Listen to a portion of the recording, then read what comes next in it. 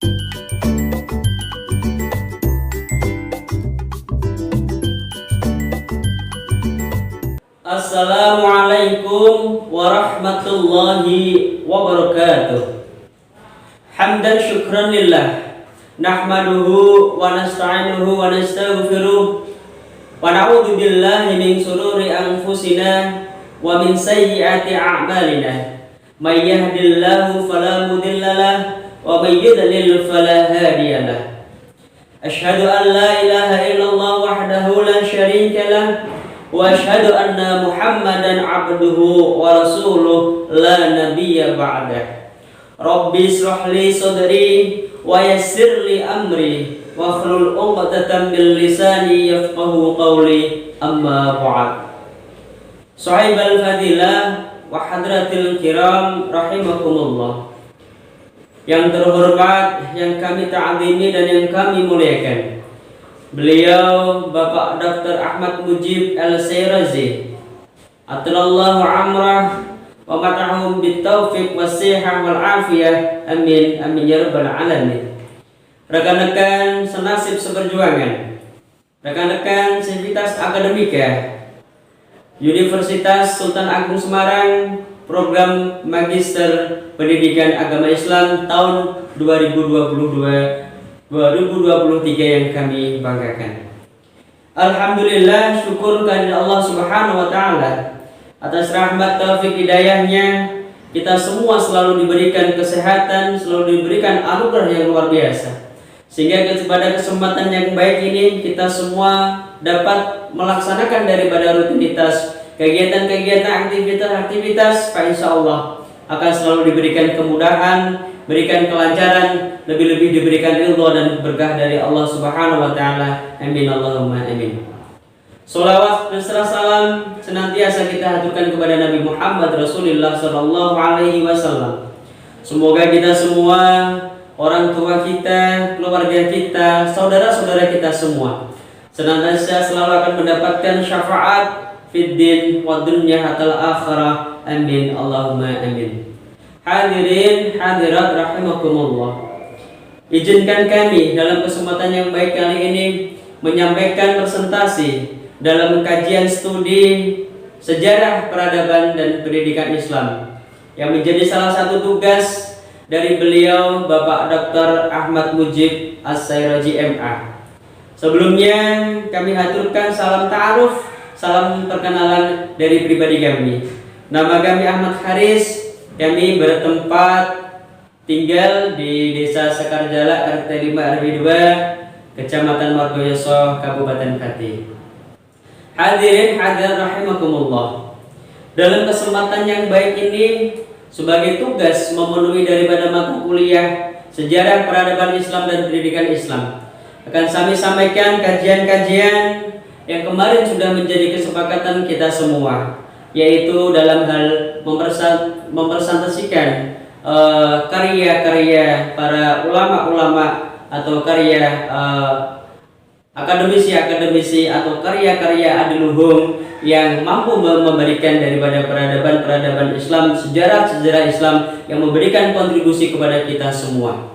Dalam hal ini kami akan mengkaji daripada tafsir ajaran Serat Ulanrah, di mana Serat Ulanrah ini menjadi salah satu bukti catatan sejarah, di mana salah satu pujangga Jawa ketika itu Sunan Pakubuwono IV ketika menjadi Raja Kasunanan Surakarta berhasil mengarang atau menganggit salah satu buku, di mana buku ini serat-serat ini yang mempunyai suatu ajaran adiluhung, terutama ajaran budi pekerti kepada masyarakat ketika itu yang kaitannya dengan syariat Islam. Perlu kita belajar terkait dengan catatan sejarah. Islam untuk peradaban dunia telah melihat gambaran nyata bagaimana peradaban Islam yang indah ini bisa bertahta di muka bumi ini, yang pada awalnya dikreatori oleh beliau Kanjeng Nabi Muhammad SAW, yang menyampaikan wahyu yang dari Allah diturunkan kepada malaikat Jibril, disampaikan kepada Nabi Muhammad SAW sehingga diajarkan oleh masyarakat ketika itu. dari Mekah, dari Madinah, sampai Islam berkembang di semenanjung Arab, sampai berkembang di seluruh dunia ini. Lebih-lebih agama Islam masuk ke Nusantara ini. Banyak yang menyebut Islamisasi Nusantara ini sangat berhasil sekali, sangat sukses sekali. Karena ketika itu perlu kita ketahui bahwa keyakinan agama di Nusantara ini, sebelumnya animisme dan dinamisme, sampai bisa diislamkan Nusantara ini oleh ulama-ulama terdahulu kita. Lebih-lebih ya, diawali dari penyebaran Islam yang dilakukan oleh beberapa wali yang terkenal, itu Wali Songo, akhirnya sampai merambah ke kerajaan-kerajaan Islam ketika itu. Baik, hadirin hadirat rahimakumullah. Sebuah peradaban yang menunjukkan pesona kreasi manusia dalam bentuk fisik dan materi. Tidak hanya itu, penampilan pesona akhlak yang dikemas menyatukan umat, yang dikemas dalam suatu keimanan, keislaman, keihsanan, rahmatan lil alamin, sehingga Islam berkembang di Nusantara ini betul-betul memberikan dampak yang signifikan, mengislamkan Nusantara ini sebagai bentuk rahmatan lil alamin. Baik, serat ulang-ulah kalangan susunan Pakubuwono IV di Surakarta ini sampai saat ini sangat populer di lingkungan Jawa.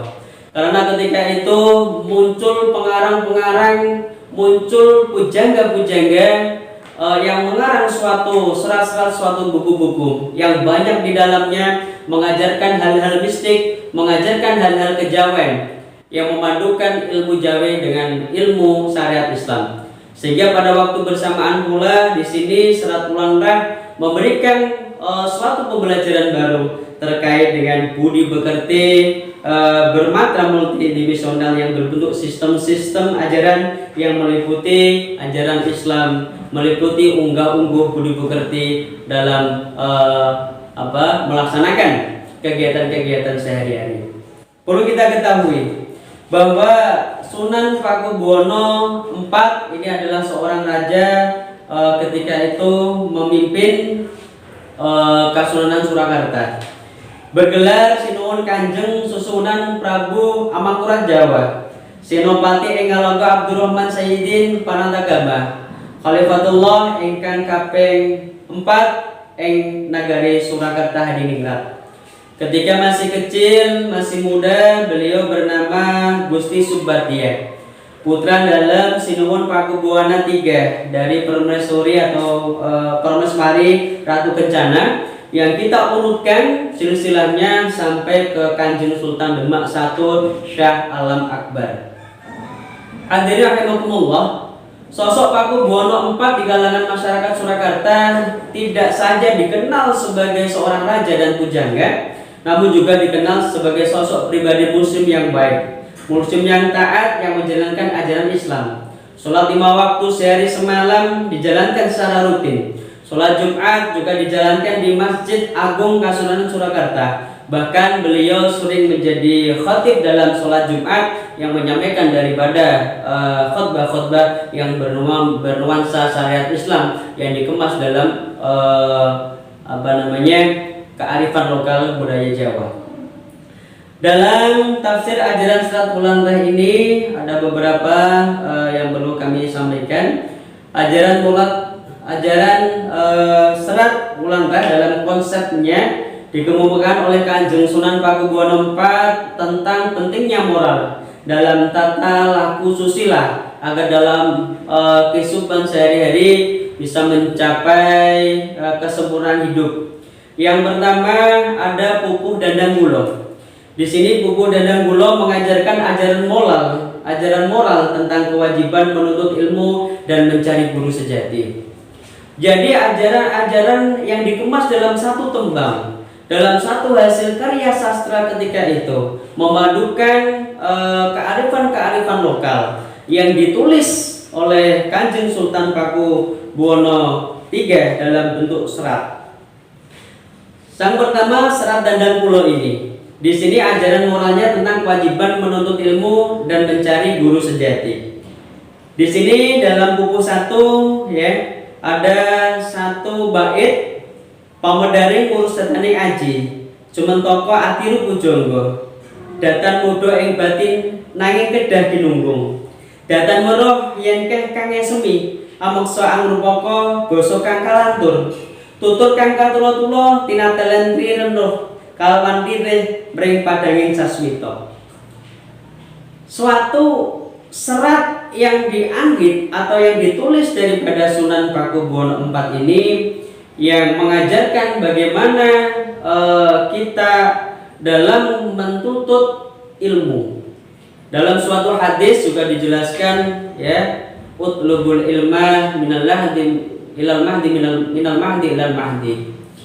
Yang dimana menuntut ilmu itu adalah suatu kewajiban. Dan di sini pula para pencari ilmu dituntut untuk mencari guru sejati. Artinya guru yang betul-betul notabene baik, guru yang betul-betul tidak hanya mencari suatu keuntungan tapi mendidik, memberikan suatu ilmu yang baik, mengajarkan, lebih-lebih tidak mengharapkan suatu imbalan.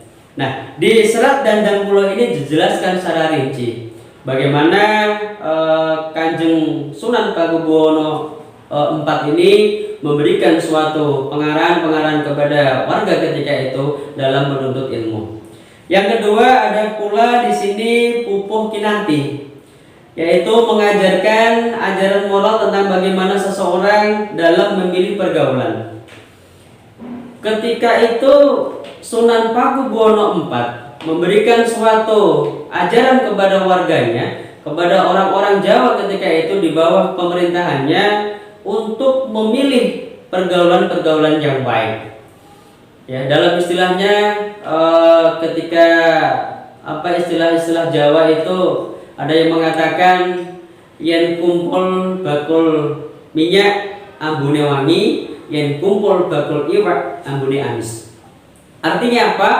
Di sini Pakubuwono IV mengajarkan kepada kita semua bagaimana kita mencari pergaulan yang baik. Sehingga kita kalau mempunyai suatu perkumpulan yang baik, gaulan yang baik, insya Allah akan menjadi baik. Sebaliknya, ketika kita bergaul secara bebas tanpa ada aturan, tanpa ada suatu regulasi yang mengikat, kita akan menjadi suatu hal yang rugi.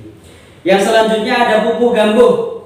Di sini Sunan Pakubuwono IV menjelaskan bagaimana ajaran moral tentang menghindari sikap sombong, mengantisipasi sifat adigung, adikan, dan adikuno. Jangan sampai kita hidup di dunia ini mempunyai sifat yang sombong, ya, mempunyai sifat yang sombong.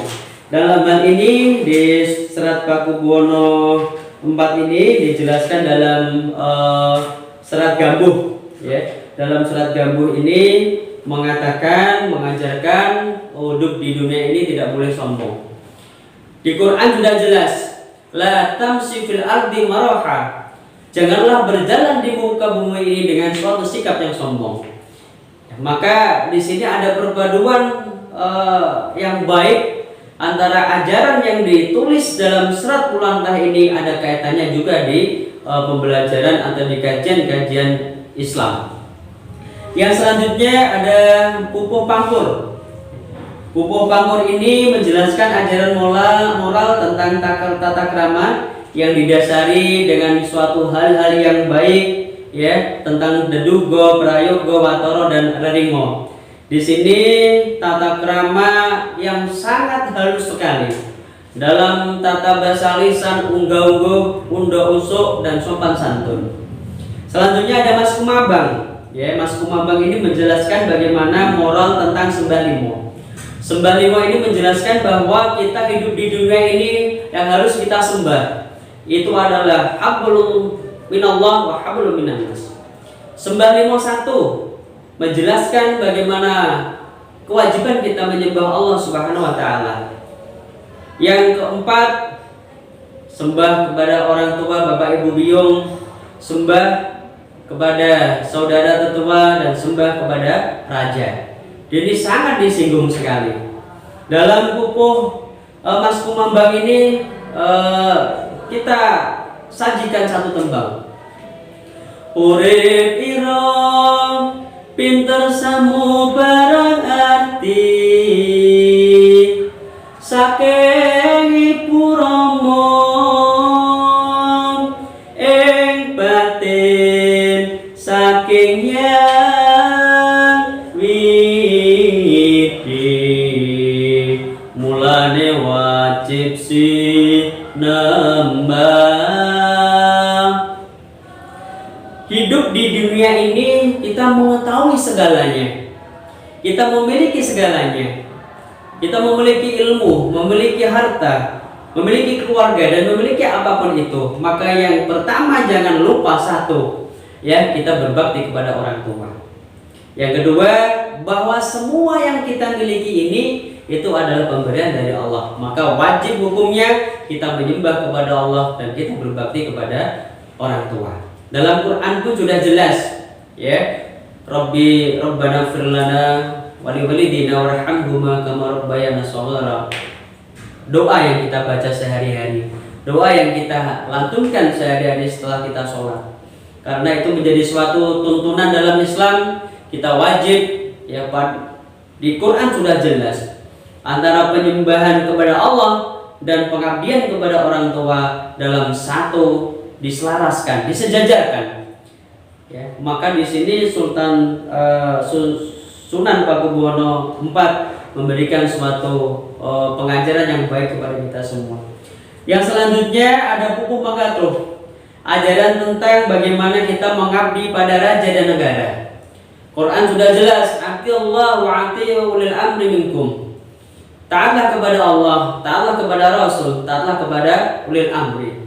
Yaitu taatlah kepada pemimpin-pemimpin kita pada saat ini selama pemimpin-pemimpin itu menegakkan syariat Islam, adil, bijaksana, dan memberikan suatu tanggung jawab kepada masyarakatnya.